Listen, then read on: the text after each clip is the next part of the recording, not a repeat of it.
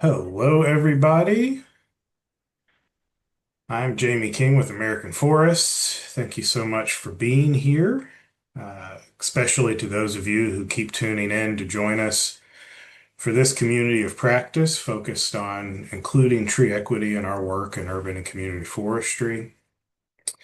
Today, we're going to talk about working with folks in our departments, working with folks who work in other departments, working with organizations we partner with or want to partner with, and pulling the public into our vision so we can stand together and achieve things together. How we can strategize with these partners, with our colleagues, with the public to move past barriers, to achieve things. Success, that's what we want, right? And before we get started, I want to take a moment to introduce American Forests and the tree equity movement. Tree equity can be a loaded term, but in concept and in practice, it is simply providing trees and tree benefits to everybody. Just like this map shows, not trees aren't in every part of a city, and we believe they should be, because lower income communities, communities of color, places that have been divested or underserved in the past, deserve the same benefits that everybody demands. And American Forest is here to help you do that. Indeed, our talk today is going to focus on something we talked about way back in December, when Jaden Basilovac joined for our discussion about planning with intention that month. We heard from Michael Martini with the Sustainable Forestry Initiative. And we talked about how we can intentionally enhance our work through leveraging industry standards like those offered by the SFI and the UCFS. We can lead up within our organization. We can lead laterally within our sphere of influence. And after that session, you may remember that Jaden led us through a poll to solicit feedback to drive the development of a special tool that his organization, eClay USA, was working on to provide to us in urban forestry. So today we'll see that tool and we'll apply it in real time to a challenge the city of New Orleans is facing. So here's our agenda. We'll see that we'll hear from Jaden, see that tool and how it may be useful to us. I'll lead a short poll to see what sort of challenges related to collaboration you may be facing or some of those successes that you'd like to share. We'll work through this tool, this scoping tool from eClay in real time with our guest, Catherine Wheeler, to see how it works and how it may apply to her specific challenge. We'll wrap up quickly, and then, of course, we have the after party afterwards. We've changed how we provide that link. Those of you that registered should have a link to the after party in your inbox right now, so you have access to that. So after we close the webinar, you can jump right onto that after meeting or after party. I'll also share the link to that about 10 or 5 minutes before the end, so it's easy to access. So let's jump right in. There's a lot to discuss. I'll introduce Jaden first. Jaden Basilovac is a program officer for eClay, Local Governments for Sustainability USA. He leads eClay USA's nature-based pathway, where he supports development of innovative tools for measuring emissions and sequestration from forest and land cover changes, fostering cross-departmental collaboration to deploy innovative nature-based solutions to address mitigation and resilience, and guiding local governments through all stages of planning and implementation to protect biodiversity. So with that, I'll take down this slide and Jaden, you can share. Thank you, JB. Yeah, and to provide some additional context, those of you who attended our December coaching session, you'll remember that we pulled you all, and what we heard a lot of was a need for a way to improve cross-department collaboration, identify and address capacity gaps, strengthen community engagement practices, and apply intentional planning tools to real-world projects. And this synced up nicely with a gap that we recognized in our own offerings to our member local governments, in that we have a lot of great scoping tools for planning on climate action, sustainability, resilience, but very much a whole of government approach or focused entirely on mitigation and resilience. And there's not necessarily one that correlated to our nature-based work. So this overlapped nicely with this workshop here, and I will show the tool that we've had in development here and just briefly walk us through it. We'll jump more into it later on here when we walk through the New Orleans case example. Um, but this is an early look at our draft scoping tool.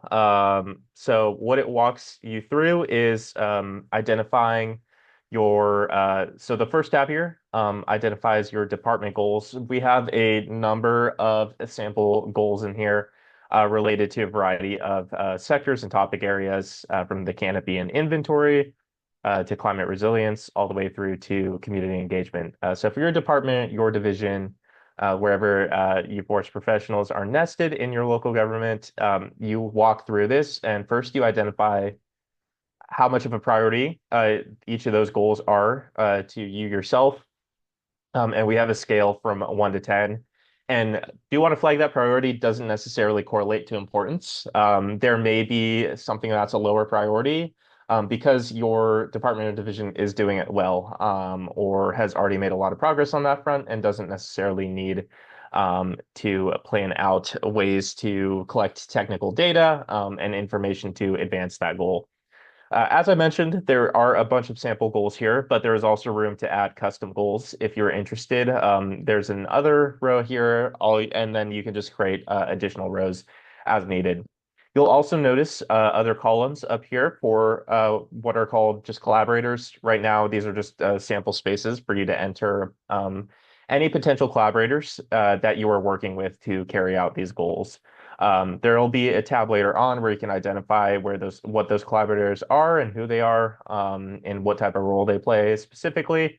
And we'll walk through it later here, but with New Orleans on who they might work with on some of these. But a way to also see if your priorities align with theirs, how theirs match up.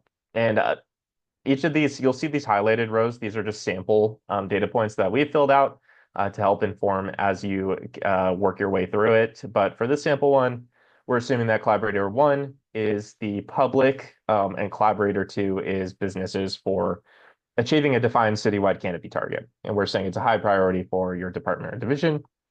Pretty important for the public, and then businesses have an interest, but maybe not as necessarily high as the other two. And then there's a space to add those notes, which is what we've listed here.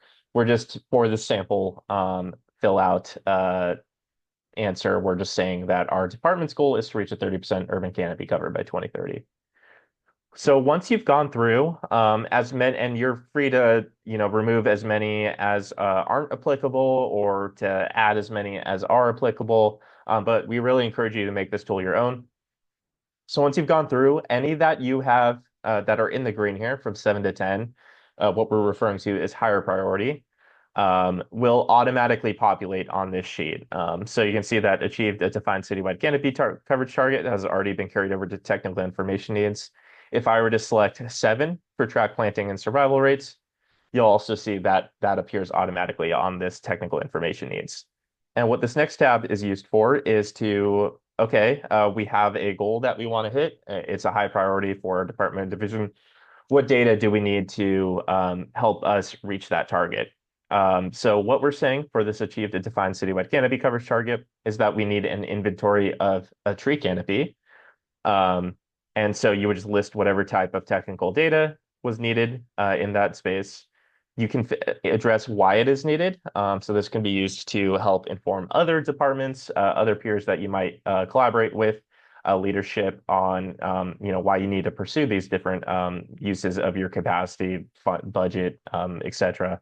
So we're saying that we need an inventory tree canopy because we need a baseline to determine where we are and where we need to go. We're going to be collecting GIS spatial data. We have a bunch of different types already pre-populated in here, but you can definitely just delete it and enter your own manually if needed. Does the municipality currently have this data for our sample municipality? We've said yes, but we have an outdated baseline. We want to update it. Um, Plugged our own Learn tool here, but you could use the American Forests tree equity score tool as well. But we're saying that we're going to be collecting data through that tool. Data resolution. So it's 30-meter resolution. So we're just going to say that's medium data quality / resolution for our community. It's about the size of a baseball field. So maybe not as specific as it could get to like individual street trees, but higher resolution than 90 and so. The frequency of update needed, NLCD time steps, which inform our Learn tool, are about every 2 to 3 years. So we're saying that for the frequency of updates. And then there are a few columns to address your top 3 gaps or barriers to being able to use this technical data or to collecting this technical data. So we're saying for this sample one for the use of the tool, we're saying that 1, we don't have a shapefile to enter in the tool to assess that. 2, our team is not trained on the tool, and those are our top 2 gaps and barriers. And then there's a space to list out the next steps you need to close the gap. So we're saying we're going to collaborate with the GIS team to get a shapefile for the city. And then we're going to watch ICLA USA's Learn demo videos to close those 2 gaps there. And it's a high priority for us because we want a baseline to set that to inform that target. After you've completed your technical information needs, then you'll jump into the capacity, both internal and external, to actually carry out actions related to meeting that goal. So this internal capacity one, like technical information needs, will automatically populate with your goal. And then this gives you space to just list out all of the different collaborators you need to work with related to it. So we're saying that for achieving the citywide canopy coverage target, we're going to be working with the planning department. We have a person there, Jane Doe. This is their phone number. They're the GIS manager. They are, and then there's a space to list out if they are a champion. So are they an advocate for tree canopy and green infrastructure project? It's important to know who is supportive of your efforts. So we wanted to make a space to do so there. And then we're saying that Jane here can provide the shapefile because she's a GIS manager to help us update that citywide canopy inventory, directly contributing to achieving this goal. And you could go through as many goals as needed, or you could have multiple people related to the same goal. You would just update the rows as needed. The next one is external capacity. Once again, your goals auto-populate over here. And then we're listing out the other entities, other partners that you will potentially work with. So if you remember the collaborators on department goals, this is where you can help organize those. So I base this on New Orleans, which you'll hear about more later, as far as we're saying maybe a state Department of Transportation you need to work with for street trees, trees along roadways, etc., for building and continuing to expand our canopy. We're also saying that we're working with just as a couple other sample partners here. Let's say that we're going to be working with our environmental studies program at local community college. Maybe we can bring in some students to help learn about the work we're doing, and they can provide some ideas as to ways that we could continue to expand the canopy. And then we're with if you remember, we had businesses listed out on the department goals as one of the alignment in priorities. So we're saying that businesses with properties with green spaces will also work with them to help increase the canopy coverage on their properties. You can help organize them in whatever ways you want. For this sample one, I've just had other levels of government, nonprofit, academic, private sector, and utilities. But there are columns to add additional ones, or you can customize these as needed. Then you go on to authority to implement. So we want to understand what levers our local government actually has related to each of our goals to help advance progress in them. It'll auto-populate once again, and then this is where you can organize ways your local governments can influence a variety of different roles. Policy setting, strategic planning, we can say that our local government can develop a strategic roadmap, has control over the targets that we set. Regulatory and enforcement, our local government can implement minimum canopy standards, landscape ordinances, incentives and funding. We can do tree giveaways to help increase the canopy. Education, outreach, behavior change, we can run public awareness or value campaigns. Direct implementation operations, we have control over public land management, street tree planting. So just identifying the different roles your local government plays in meeting the goals. And then lastly is a communication and outreach tab. So this is where it actually helps you to organize how you're going to engage with your constituencies, with various other groups that are involved in these goals. So we're saying that for this citywide canopy goal, let's say that we are working with maybe through tree equity score, you've identified some LIDAC neighborhoods. So we're going to be working with disadvantaged neighborhood number 3. We have key contacts is the neighborhood association there, and our engagement strategy is for running in-person meetings. Then you can identify your community engagement schedule. You could list out the variety of different types of engagements all the way through to completion of an urban forest plan, for example, here. But just have a sample one in here. Initial contact with the group. We're going to be doing this on May 25th. We're going to be doing it at the rec center, and we're going to be doing those in-person meetings to hear what residents' thoughts are on their tree. Maybe we showcase their tree equity score and show that they're dealing with a disproportionate heat impact. Their score is like 20 points lower than maybe the baseline for the community, and hear their thoughts on what score they want to meet. And then ways to better access the community. You can list out a variety of different resources here, for instance, translation, and then who is providing those different resources to help inform these different types of engagement methods that you use with the community. And we're saying maybe we have bilingual staff already on hand who can support us with that. This is a revised version of the tool. This is a little bit scaled down. There are a few other tabs in the full tool that will also help you outline funding that you could use. You can see here, you can organize the different types of funding that you're pursuing, administering organizations, all the way through to if there's federal funding passed through, the estimated award amount, and so on to help you organize your budget and your funds that will actually go towards meeting that goal. But those are a little bit more in the weeds, a little beyond what we want to explore today. So something that you will have insight into once the full tool is made available. But that's a quick overview of what we've been working on to this point. Can't thank Jamie and Catherine enough for helping inform development of this to this point. And we're definitely looking forward to hearing your thoughts as well on how this tool could potentially support you. We'll walk through a use case with New Orleans here shortly, but and maybe that'll give you some ideas. But yeah, we're looking forward to hearing the group's thoughts today. Thank you so much for that, Jaden. Um, everybody in the room, I know that that was fast and a lot, and that's why we want to show it in use. But as Jaden works to complete this and share it with all of us, this is you're involved. You're in mid-process. So I hope you're excited, and that's why we've added the chat this go around, so we can hear from you if you have specific comments. We'll be able to cite those and include them as Jaden continues to work on it. And I'll lead us through a poll really quickly to get an idea of where you are with cross-department collaboration in your community. Can everybody see that? Did the poll launch? Great. So the first question is, how would you rate the current level of collaboration between urban forestry and other departments in your city? And we asked this question knowing that this audience is highly interdisciplinary. We've got arborists, we've got planners, we've got architects, we've got foresters, but all of your perspective is important. So let's see what you say, and I think we should be able to see the results in real time here. The second question is, does your urban forestry program regularly collaborate with other city departments like the Department of Transportation, Public Works, Planning, Parks and Recreation, departments where your division is included, but also those that you touch or share spaces with? Seeing some positive results there.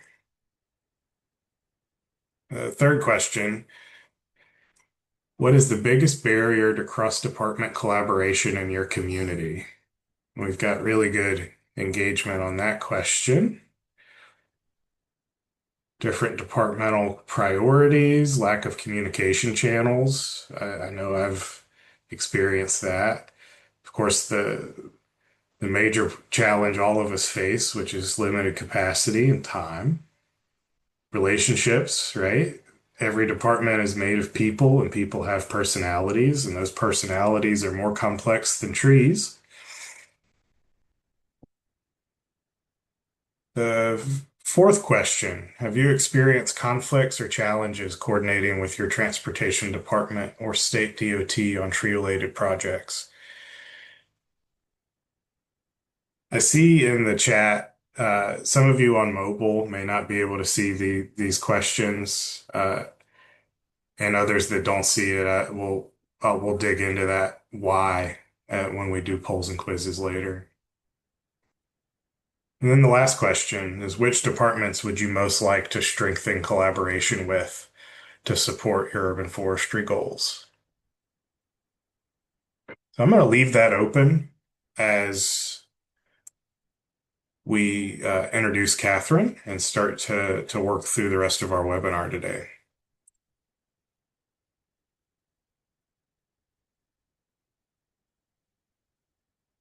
So Catherine Wheeler is the Urban Forest Coordinator for New Orleans Department of Parks and Parkways, where she faces many of the same challenges and celebrates similar successes as all of us do in this industry. And I think most importantly for this coaching network is that she's a member. She's joined these webinars before and reached out to us to chat about the issue that we're going to highlight today.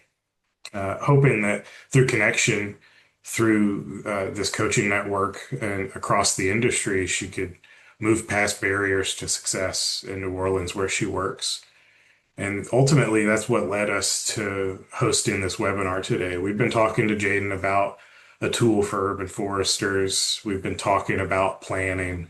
Well, this is a specific way that we can zoom in on a real world challenge that Catherine and her colleagues are facing and show you how, through working together through partnership, we can usually move past those barriers or at least start to address them. So with that, thank you so much for being here today, Catherine. And if you'll share screen, then we'll jump into your slides before we start working through the scoping tool.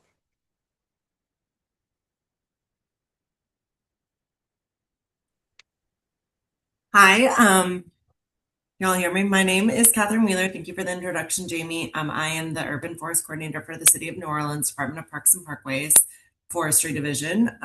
It is our mission to effectively manage, develop, beautify, preserve, and protect over 2,000 acres of public green space, including our neutral grounds, parks, historic sites, playgrounds, a golf course, and of course, all of the city trees.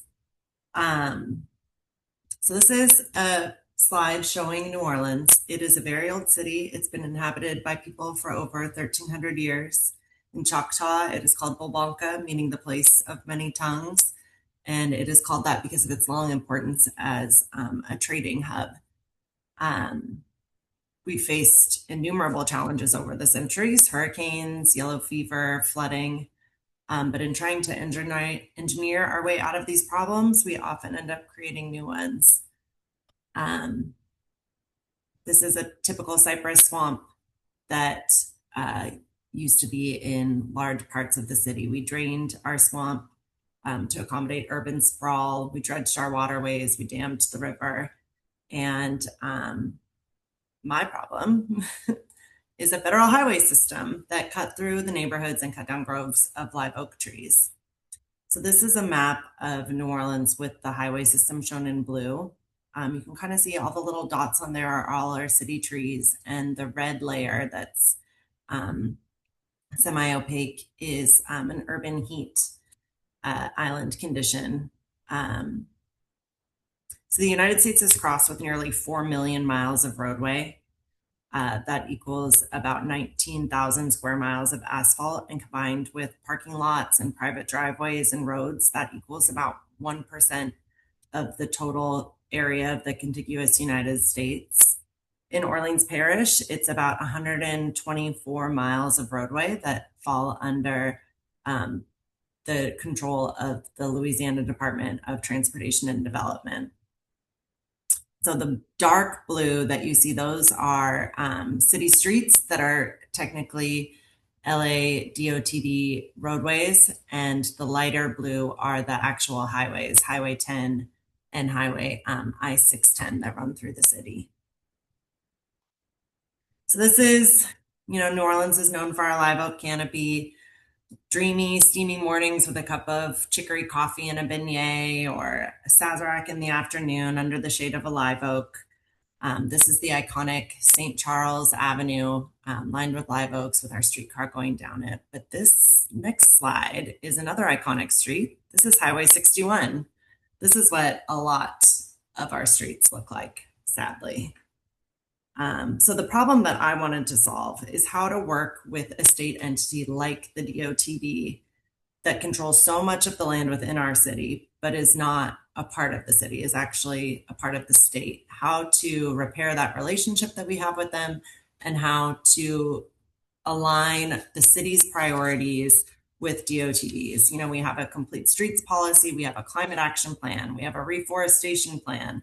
We have all of these plans, and we can't implement them on this state land. And so starting this summer, this fall, there were just issue after issue that we came up with DOTD that I was butting my head against the wall. And so rather than trying to solve that problem myself, I turned to Jamie and asked, Jamie, do you know any other municipalities that have good working relationships with their departments of transportation? Is this something that, we see across the board? How can I approach this?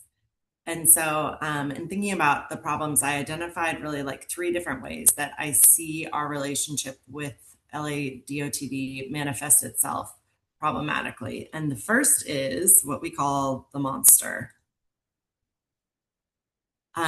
This is a picture from the 30s. This is Claiborne Avenue. Claiborne Avenue once had this broad neutral ground and was the main street that ran through the Treme. The Treme is the oldest Black neighborhood in the United States. Due to racial segregation, Jim Crow laws in the South, Black people were not permitted to shop at white-owned shops. And the result of that in New Orleans was the birth of a Black business district along Claiborne Avenue that included theaters, drugstores, insurance companies, restaurants, funeral parlors. It was really a beautiful space that was flourishing, and a booming middle class was happening because of this great community that was there. And there was, I think, about 100 Black-owned businesses along this street. And it was a cultural hub. New Orleans is a really unique place, our music and all of our traditions. And Claiborne Avenue is one of the places that Black people were able to come together and have joyous celebration. But with the Federal Highway Act of 1956, it was determined that these live oaks and this corridor should be cut down. This is a magazine from 1968, the Vaucré Courier, Move Over Trees. And that's what they did. And Parkways actually had to cut down those live oaks. So here you can see the broad neutral ground with the canopy, and here you can see its demolition and the beginnings of the building of Highway I-10. And here it is in all its glory. So this is kind of zoomed in on one neighborhood. This is called the 7th Ward. It continues to be a historically Black neighborhood, and it is just absolutely bisected by state roads and privately owned railroad tracks. Here you see the I-10, I-610, I-90. There's a railroad track here. And with these overpasses, one of the things that we could do, and that is my hope that we can do, is to utilize all of this green space that is underneath them. It would help, as we all know, all the things that trees do. There's tons of flooding in this neighborhood. There's noise pollution, obviously lots of air pollution. And so it's my hope that we could use this space to plant trees. And you'll see there's some trees like in this little clover leaf and stuff, but it's not being utilized nearly to the extent that it could. So these are just some shots like from the street view of the conditions that are just running straight through these communities. The other problem that we have is about standards. Again, here's the map of the roads that the DOTD roads that run through the city. And so now I'm really talking about these darker blue lines. These are the city streets that are technically DOTD highways. As a city department, when we're planting trees, we try to do, as we all do, right tree, right place. So we plant like 25 feet from a corner, 5 feet from a catch basin, no big trees under wires, all the things that we know to be good planting practices. But when we are trying to plant on these streets that run through the city, like Highway 61, which we call Tulane Avenue, we're forced to comply with standards that far exceed our own, but they even exceed AASHTO. AASHTO is the American Association of State Highway and Transportation Officials. It's a nonprofit, nonpartisan association representing all 50 states, District of Columbia, and Puerto Rico. And AASHTO standards are what most states turn to inform their own policies. And we kind of took a look at some of our surrounding states. In Louisiana, if it's 55-mile-an-hour speed limit, we have to have a minimum tree setback of 50 feet. But even like our surrounding states, Alabama, Mississippi, Arkansas, Florida, they're either following AASHTO or their restrictions are so much less. And ours are 18 to 22 feet more than what even AASHTO mandates. And so what that means is when we try to do a planting on a city street, like this is a planting plan for Tulane Avenue, which is Highway 61. And a couple of years ago, before I started working here, the city decided to do a little bit more of a ask for forgiveness instead of permission strategy on Tulane and on another street.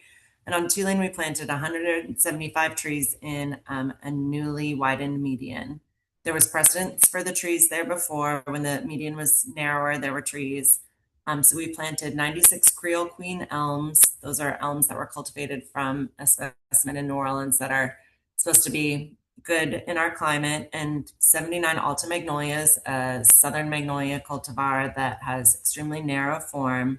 We attempted to comply with DOTD standards, and we didn't plant anything closer than 60 feet from an intersection center line.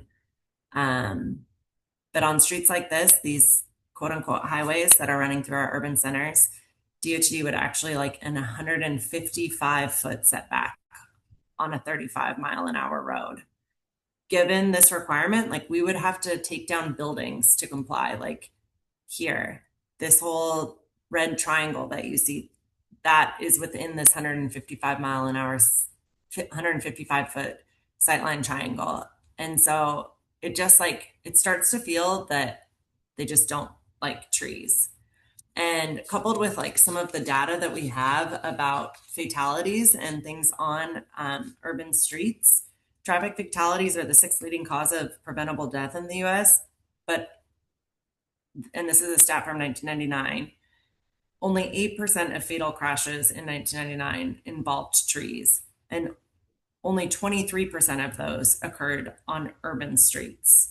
And it's not just because there's less trees on urban streets than in rural roads. It's just an inverse relationship between driving volume and traffic accidents. There's just more accidents in rural settings than in urban settings. So really, it's like less than 1% of US motorized vehicle crashes involve a tree on an urban street. This is Claiborne Avenue again. The DOTD is fussing at us for this little Sweet Bay magnolia that you see over there in the corner that does not comply with the site triangle, but like neither does that wall and neither does that telephone pole. So, like I said, it just starts to feel like it's just like they hate trees. And one of the things that's frustrating is that AASHTO policy states that local community needs must be a design consideration. And it just doesn't feel like it's happening. We, in the spring of last year, tried to appeal to DOTD, and like I said, we want them to be on board with our complete streets policy and our climate action plan. We have a pretty ambitious goal of planting 40,000 new trees by 2030, and um, we have to be focusing on disadvantaged communities. And like this image that you see here, this is St. Claude Corridor. The urban canopy coverage is only averages 2.7%. And without being able to plant on these highways that run through these neighborhoods, I don't know how we're going to meet our goals. So the other problem that we have with DOTD is just a question of whose tree is it? This is a planting plan that I was able to work with the Nature Conservancy on a grant. They have a wonderful grant called Treesilience, where they're working to help communities replant and repair canopy loss from the 2020 to 2021 hurricane seasons. And so I worked with the Nature Conservancy and with our planning and design department here to create a planting plan to plant in these green spaces in the overpasses in the 7th Ward. And to do so, we had to get permission from DOTD. We had to do all of the legwork to design the plan. Nature Conservancy is doing all of the legwork to work with the contractors and get the trees in the ground. But at the end of the day, these trees are on DOTD land, and Parkways is assuming responsibility for the maintenance of them. But it's DOTD land, and they can do whatever they want with them. And we've seen this in real time. This is Broad Street. This is another DOTD highway, Highway 90. And 2011, the street was redone once. There was a lot of little trees that were planted. 2005, they came back, redid the street, redid the curbs, and just took out trees. And not only took out trees, but made permeable areas impermeable, which also goes against our like flood mitigation planning, and just a travesty. And in doing this work, they're even coming to us and fussing about trees that are on private property that they think will impact their roadway. This is a really cool music venue that's attached to a really cool movie theater called the Broadside, and they planted these cypress as part of a zoning ordinance. They had to have trees to have a parking lot that big, and now DOTD is fussing about these private trees, things that aren't even on their land.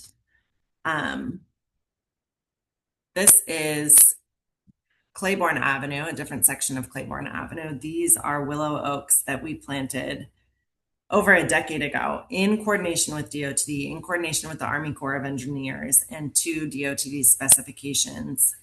We have been maintaining these trees for 11 some years, as well as the turf. We cut all the grass. And in October, without alerting Parkways, DOTD hired a contractor and limbed up these trees, taking out about 40% of the canopy at times to obtain 20 feet of clearance over their roadway, which is, again, far more exceeds AASHTO and any kind of standard for clearance that we need.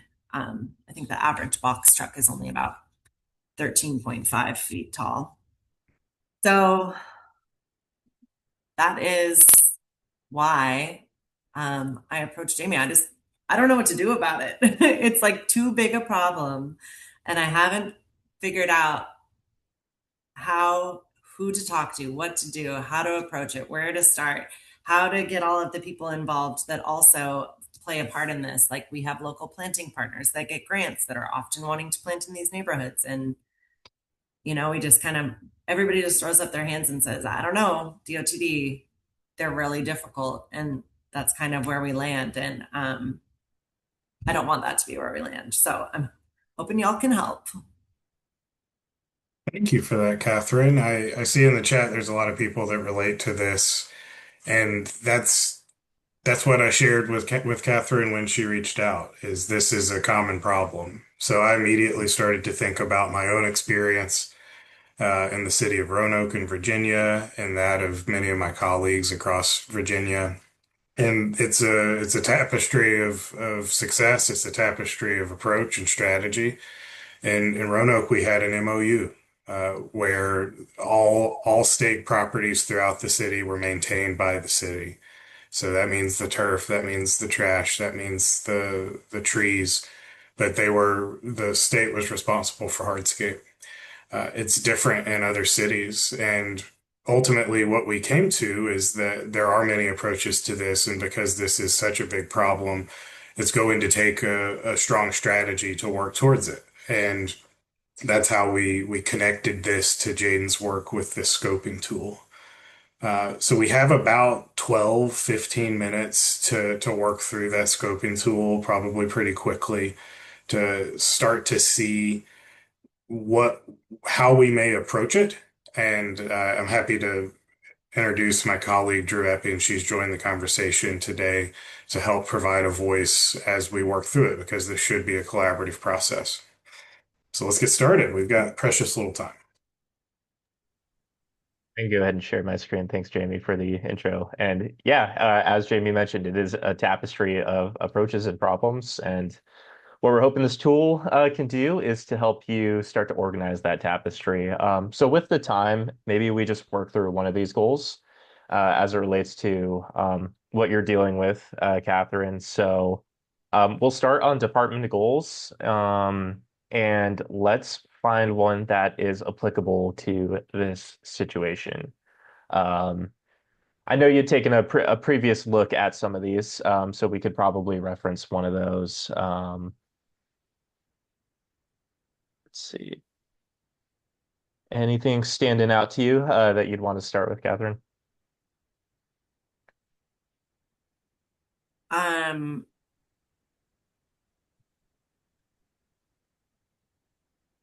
I think maybe like identifying priority planting sites could be a Okay. good one to start with.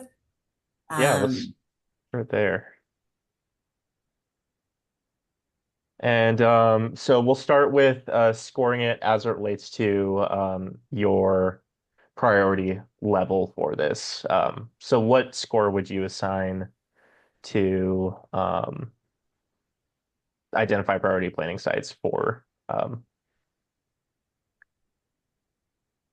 I mean, I would score it at like about a 9. I think Nine? that we have identified these DOT corridors as rural priority planting sites. So um, Great. So we'll put nine there. And you've mentioned the DOTD, so I imagine we want to put them as a collaborator number one here. And what would you say this score would be on the DOTD's side of things?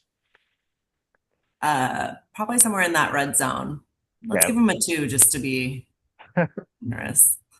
Okay. And then any other collaborators you can think of who would be related to or involved in helping you to meet this goal, plan around it, implement it? Sure. I think local businesses, a lot of these corridors are either business lined, also local residents. Some of the other corridors have homes lining these streets. Um, And some of the departments you work with who have shared goals on that space. definitely. Some of our local like coalitions too, like Bike Easy is one that I can think of that is really active along some of these streets trying to create safer bike lanes.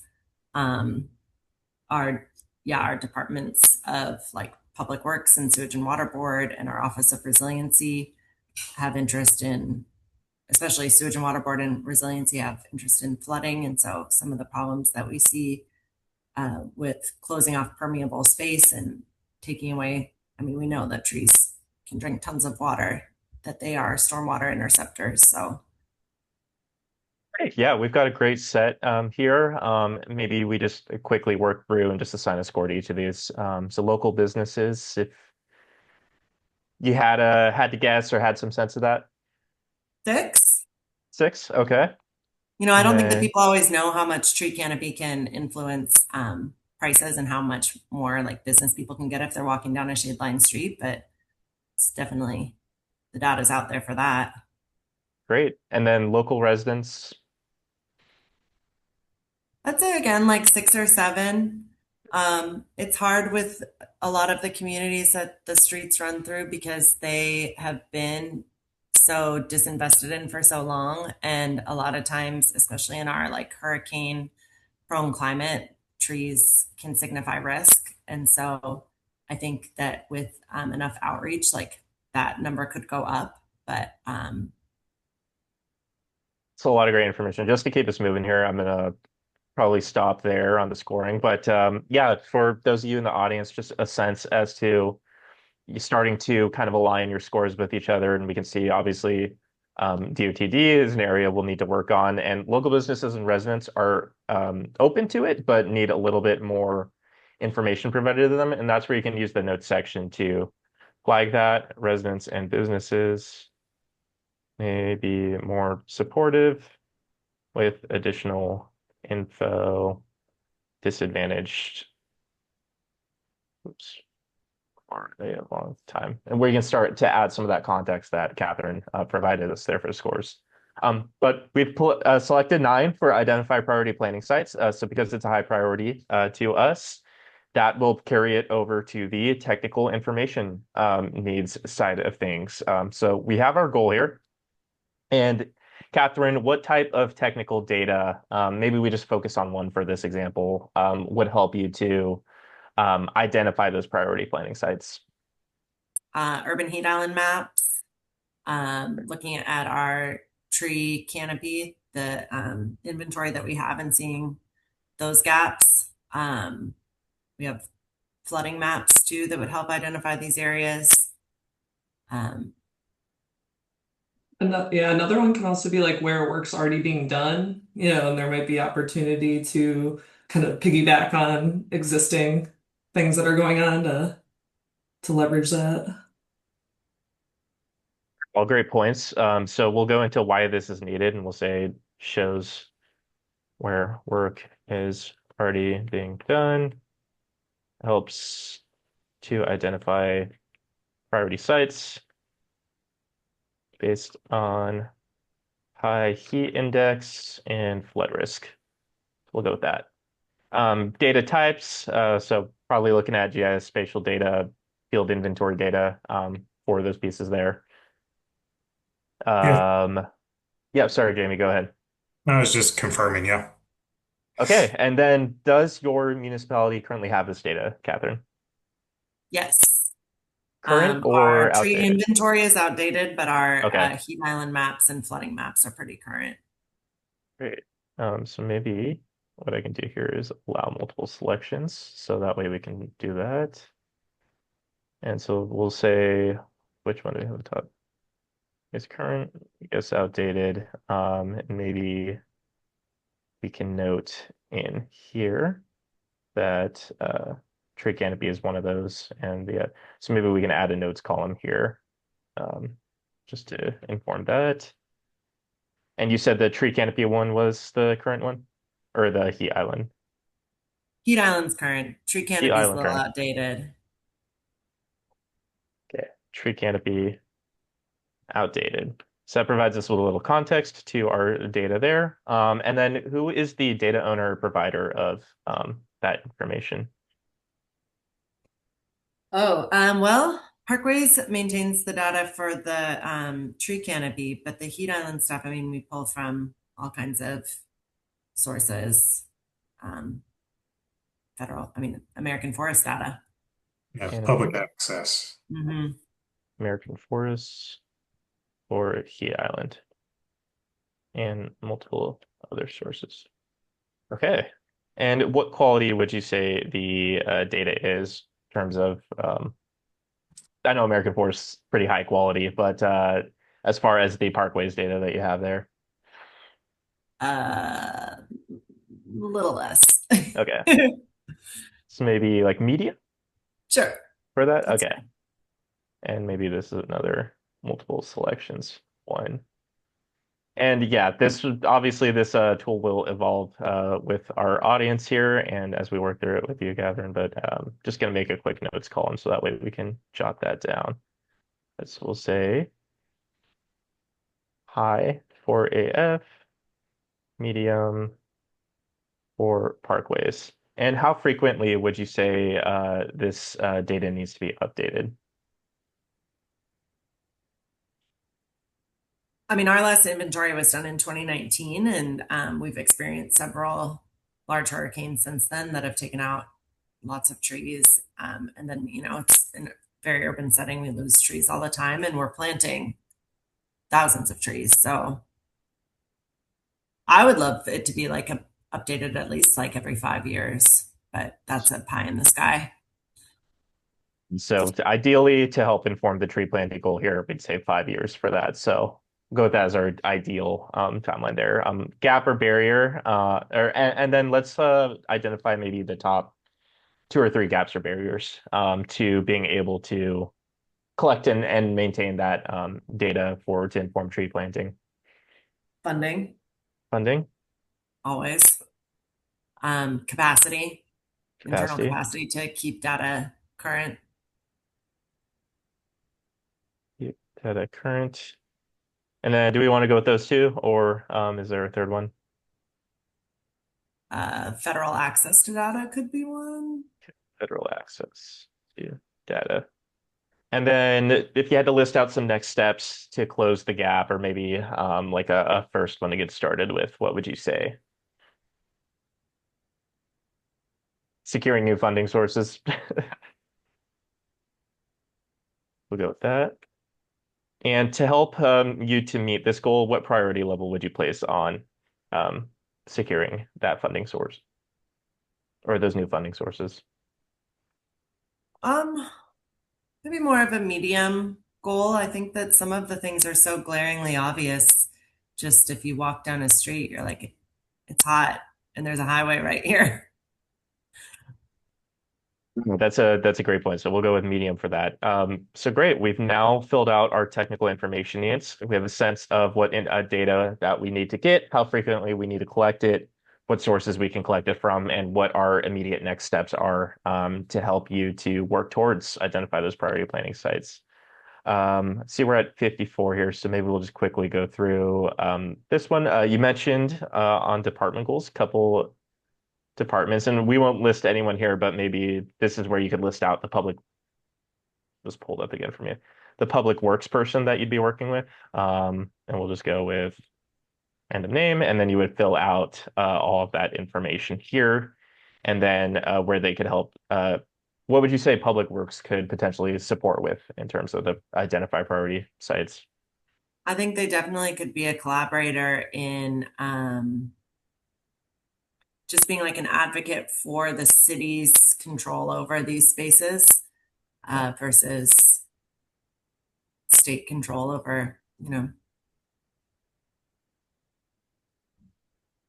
Great. So we'll list that there. And then for external capacity, this is where we'd start to organize some of those external collaborators that we identified. So other levels of government, the Louisiana Department of Transportation there. And then you mentioned Bike Easy as well, which would be what was it? they're a nonprofit Nonprofit. Okay, collaboration. Yeah, that promotes bike great. safety. Okay, so we say Bike Easy there. And yeah, as we listed out those collaborators here, the external capacity one would help you to assign them to different categories and rules that they might play here.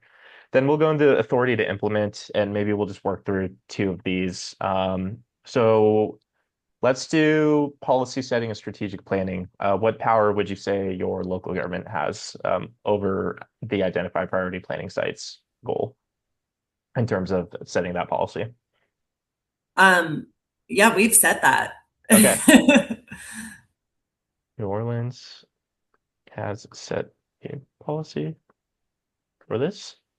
And then maybe we do education, outreach, and behavior change. What role have you played previously in that, or what role would you play to support identifying those sites?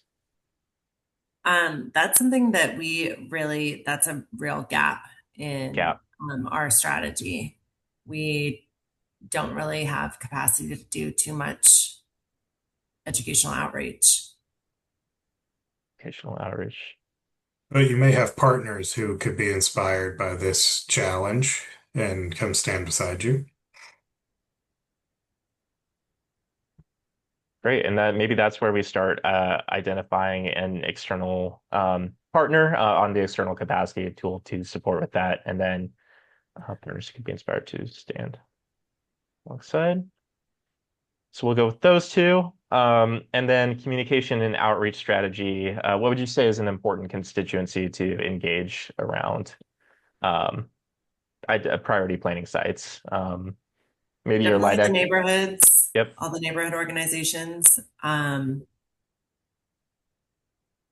Organizations. And if you've done any previous engagement or if you were looking at a strategy to do so, what would you say would be an effective strategy for speaking with them Those definitely in-person meetings, in person?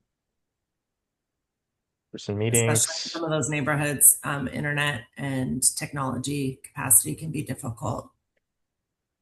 And maybe we do the initial contact with the group. Is there like a particular location, or would you say it's like multiple community centers where you could do these at? Yeah, different community centers depending Different on the community different centers. communities. Centers located in the communities. We're going to And have to stop then, here. Libraries. oh, yep, see, we're just about at time here. But yeah, I'll turn it back over to you, Jamie. But yeah, thank you for working with me to walk through that, Catherine and Drew. Yeah, I think we've showcased a good sense of how you can start laying out that tapestry, as Jamie said, and start kind of creating that plan of attack. Yeah, thank you so much, Jaden and Catherine and Drew. I think while it was a lot to fit into an hour, I really hope that the everybody here today saw how this tool can help take us a list of problems, prioritize one, and then work out a plan to start to address it. And the root of that is collaboration. So all of you, I've already put the link to the after party in the chat, so it's there if you need it. Hope you can join us for a half hour after we end the webinar to have your camera on and discuss this problem and this tool. Next month, we're going to have another coaching network session. I want to call out that this one's at a different time. Our guest is in Australia, and 3:30 our time is about 4:30 their time. So Allie will be talking about how she's lived with a disability for her whole life and how accommodations and support through her workplace made it possible for her to be successful in this industry. The link to register is in the chat, but you can also follow this QR code. And then I saw people exiting the room after I shared the survey in the chat. So those of you who haven't opened that yet, it's in the chat now, or you can follow this QR code. You must complete that survey for us to have your information to file with ISA so you receive the CEU. So that's in the chat. Find it there. I'll leave this up for one more minute for those of you who need to access it. Otherwise, we will see you at the after party, we hope, or next month for another coaching network. And I'll close with this. All of this was possible because Catherine reached out for support, and that option stands for all of you. You're not alone in this industry. We at American Forest and everybody else across the industry is here for you. So I'll close now and I hope to see you soon.